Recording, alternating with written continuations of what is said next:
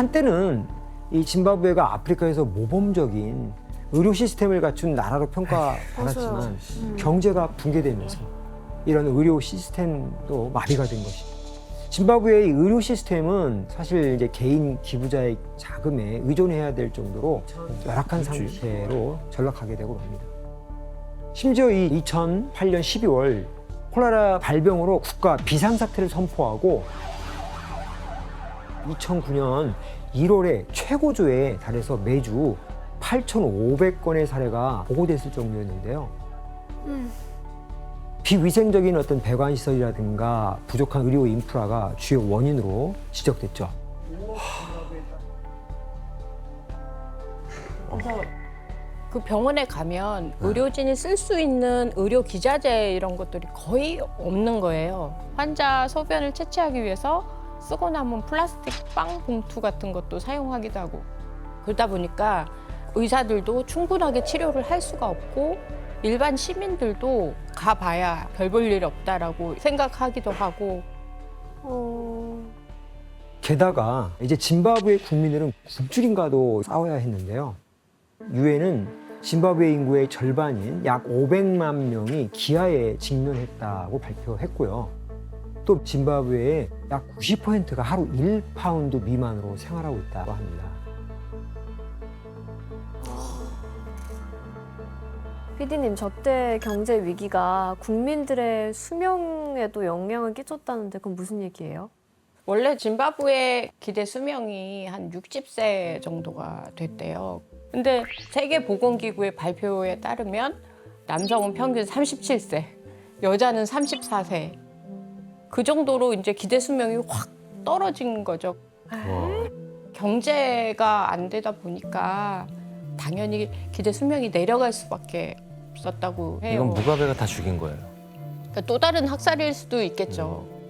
결국 국가 경제를 완전히 파탄내버리고 국민들의 생존권마저도 위협하게 만들어버렸습니다. 이렇게 무가베는 짐바브웨를 돌이킬 수 없는 지경의 최악의 상황으로 몰아넣었고요. 무가베에 대한 평판도도 나락으로 떨어졌죠. 그러면서 이 같은 불명예를 얻게 되었는데요. 바로 2009년 3월 세계 최악의 독재자 1위로 무가베가 선정된 건데요. 당당히 1위다. 이때 2위가 수단을 30년간 독재한 오마르 알 바시르 대통령이었고 3위가 바로 북한의 김정일이었습니다. 그래서 최악의 독재자 1위로 선정된 데는 역시 나라 경제를 파탄냈다는 데 주요 이유였죠. 또 이 무렵 이런 만편까지 등장해서 무가베의 무능을 꼬집었는데요.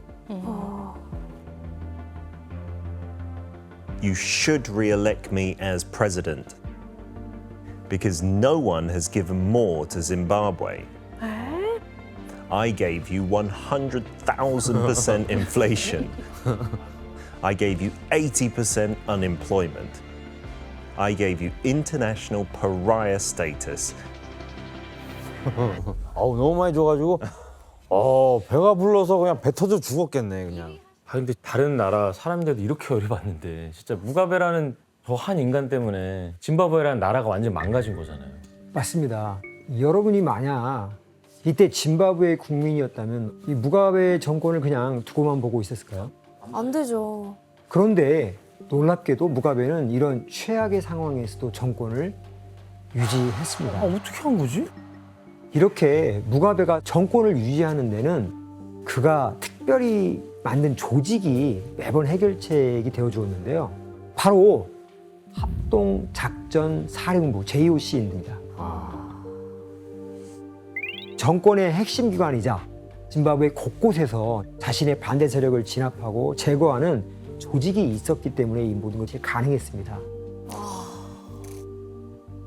이 합동작전사령부에는 군, 경찰, 정보기관은 물론이고 중앙은행장까지 포함해서 매주 한 번씩 무가베가 직접 회의를 주도해서 사령부를 진두지휘하고 그 결속력을 다졌다고 합니다. PD님, 그러면 그 합동작전사령부라는 게 구체적으로 어떤 일을 하는 곳이었어요?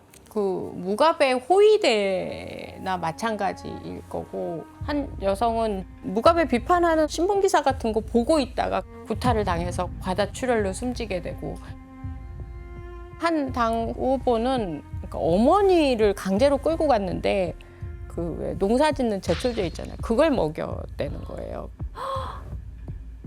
또 그 영국 가디언지의 보도에 따르면 그 국립 청소년 서비스라는 이름으로 아이들 막 훈련시키는 그룹이 있었는데 한 6만 명 규모로 추정되는 애들이 무기 같은 거 어떻게 다룰지도 배우고 뭐 고문시키거나 또 협박하거나 폭행도 가리지 않고 뭐 살해시키거나 문제가 됐죠. 네, 이런 상황 가운데 2008년 3월 짐바브웨에선 마침 대통령 선거가 있었는데요. 이때 무가베에 맞서 대통령 후보로 나온 주목할 만한 인물이 있었습니다. 누군지 한번 사진으로 확인해 보겠습니다. 바로 모건 창기라이라고 하는 인물입니다.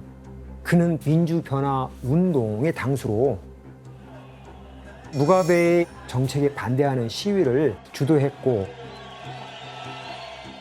Although Mugabe has contributed a lot to the liberation of this country, he has failed over the last 5 years. The only program the dictatorship has experienced for the people of Zimbabwe is poverty, exile, starvation, and disease. 줄곧 비판해 온 인물이었습니다. 이렇게 무가베를 비판하면서 여러 죽을 고비를 넘기기도 했죠.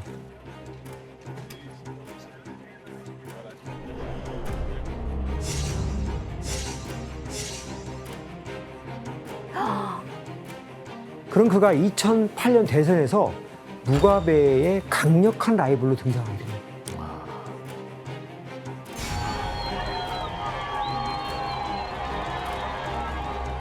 This election is a referendum on Mugabe's regime for the last 30 years. Hey, we are ready for a fight. Mwingi valipachindevera vanoti mwingi sivanwinde kusasa mangwana tivadhinde nacho chibhadhira. 강력한 라이벌까지 등장한 이 상황에서 사실 상당한 위기감을 절실히 느낀 무가베에게는 해결책이 필요했었는데요. 그럼 이때 무가베가 선택한 방법은 무엇이었을까요? 또 암살 같은 걸 하나요? 숙청. 네, 이 무가베는 선거가 치러지기 전에 자신에게 유리한 방향으로 투표 제도를 바꿔버립니다. 법을 바꾸는구나. 외교관을 제외하고는 300만 명에 달하는 재외국민이 투표를 할 수 없게 만들어 버렸고요. 또 반드시 자신의 고향으로 돌아가서 그곳에서만 투표를 할 수 있게 만들었습니다. 결국 모두 자신을 반대할 가능성이 높은 사람들의 투표 참여를 막기 위한 조치라고 볼 수 있죠. 하지 말라는 거네. 김PD님 이때 무가베가 또 어떤 방해 공작을 했어요? 무가베가 선거인 명부를 이렇게 조작을 했대요. 무가베한테 유리한 선거구에는 같은 해 같은 날 태어난 사람들이 여러 명 있었다는 거예요.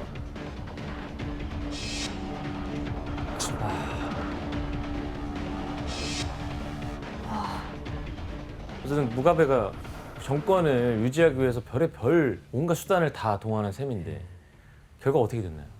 예. 득표율이 과반을 승리가 가능한데 무가베가 43.2%, 그리고 창기라이가 47.9%의 득표율을 기록합니다. 그렇게 방해를 했는데도요? 예.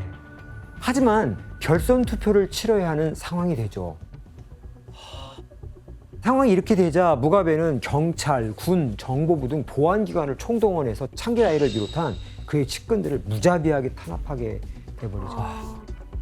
실제로 창기라이 선거원들은 폭행은 물론 살해까지 당했고요. 창기라이 역시 살해 위협을 느껴서 네덜란드 대사관으로 피신할 수밖에 없었다는데요.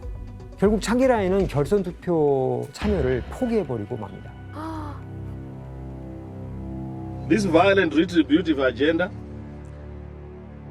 has seen over 200,000 internally displaced, over 86,000 MDC supporters killed, over 20,000 homes have been destroyed, and over 10,000 people have been injured and maimed in this orgy of violence. We will no longer participate in this violent, illegitimate sham of an election process. 그 결과 2008년 6월 다시 한번 짐바브웨 대통령 자리에 오르게 됐습니다.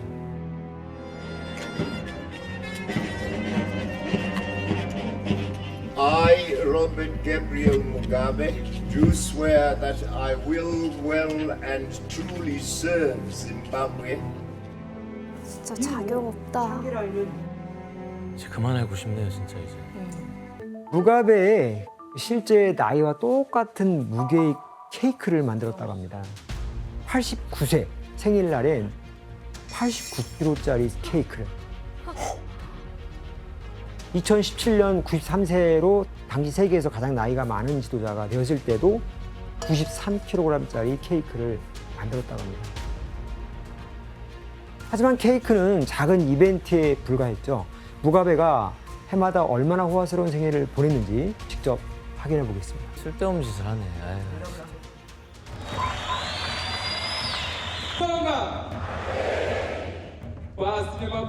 진짜 흥겨울까?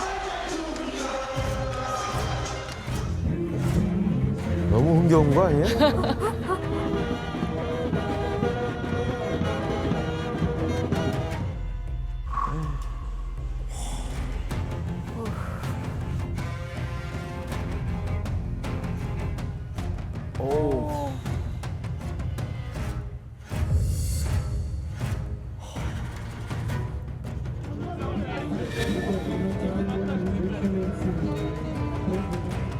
I'm made to feel youthful and as energetic as a boy of 9.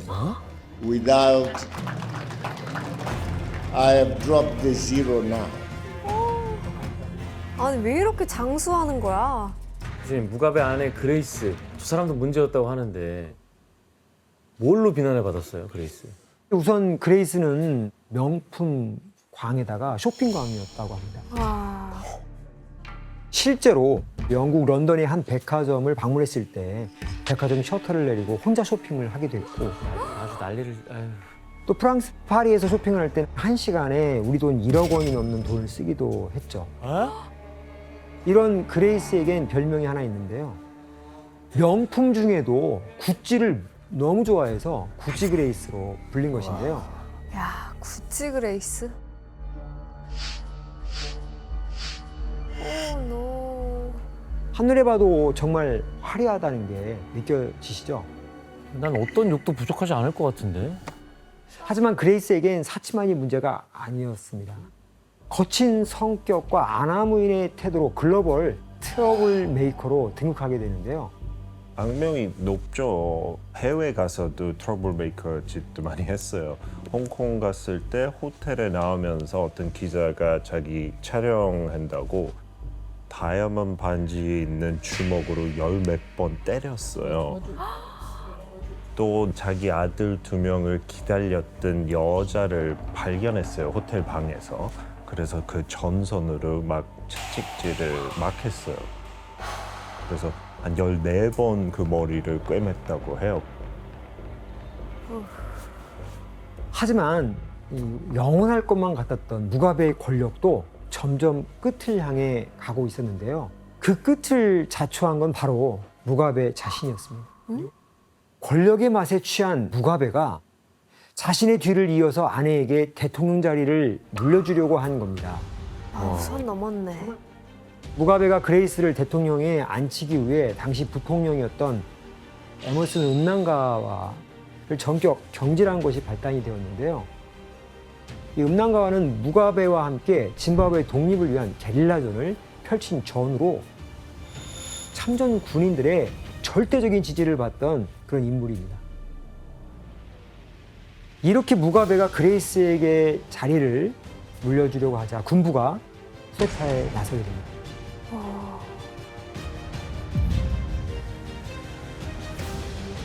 결국 짐바브웨 군부는 수도 하라레에 있는 주요 거점들을 장악했고 무가베와 그레이스를 부금하게 되죠. 그러니까 무가베는 처음에는 퇴진을 않겠다고 계속 버텼는데 대국민 연설까지 진행하면서 물러날 뜻이 없음을 드러내기도 했습니다. The Congress is due in a few weeks from now. I will preside over its processes. 하지만 자신의 지지 기반인 군부 세력이 돌아선 데다가 민심까지 수수할 수 없는 지경에 이르게 되자 무가베에겐 다른 선택권이 없게 됐죠. 결국 2017년 11월에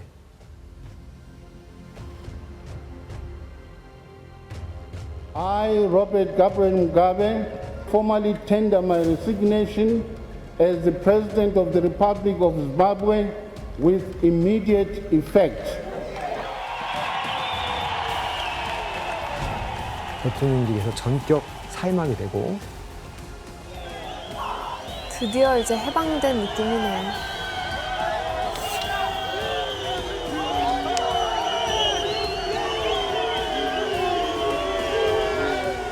이렇게 무가베는 장장 37년이라는 장기 집권의 마침표를 찍게 됩니다. 아, 진작 물러났어야 되는데. 하지만 무가베는 대통령이란 권좌에서 내려왔을 뿐 딱히 잃은 것은 없었는데요. 짐바브웨 군 당국은 무가베에게 기소 면제와 함께 거액의 연금을 제공할 것과 짐바브웨 내에서 무가베의 안전을 보장할 것을 약속했기 때문에 에?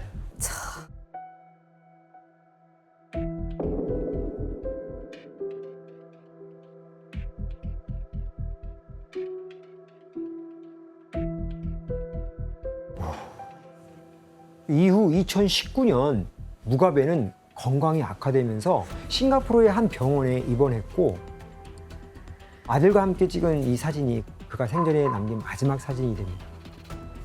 결국 무가베는 2019년 9월 6일 95세의 나이로 사망하게 됩니다.